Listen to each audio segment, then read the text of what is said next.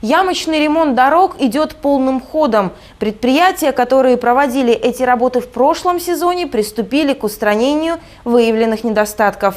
Специалисты департамента ЖКХ ежедневно осматривают участки автомагистралей, на которые распространяется гарантийный срок.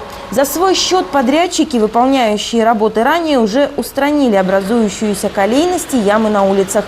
Ханты-Мансийская в створе улиц Интернациональная и Профсоюзная, Омская от улицы Ханты-Мансийской до улицы Дружбы народов и Рабочая. Напомню, дорожные бригады МУП-САТУ и Су-909 работают в круглосуточном режиме. Ночью ведется подготовка участков, днем ремонт.